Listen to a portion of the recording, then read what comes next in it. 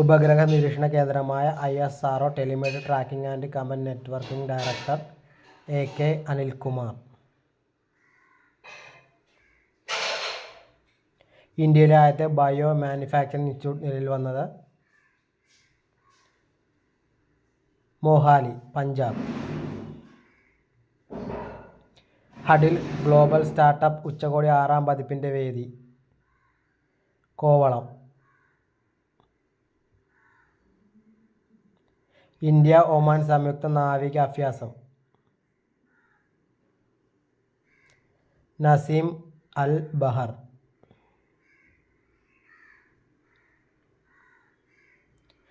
അമ്പത് അന്താരാഷ്ട്ര ഗോളുകൾ നേടുന്ന ആദ്യ ഇന്ത്യൻ ഫുട്ബോൾ വനിതാ താരം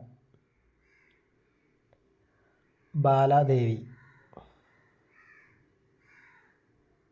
ഏത് ആഫ്രിക്കൻ രാജ്യത്തിൻ്റെ പരമോന്നത ബഹുമതിയാണ് ഈയിടെ നരേന്ദ്രമോദിക്ക് ലഭിച്ചത്? നൈജീരിയ.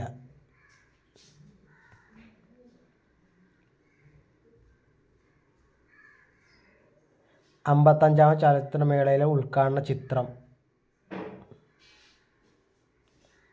ബെറ്റർമാൻ. 2024 നവംബർ വിരമിച്ച ടെന്നീസ് താരം റാഫേൽ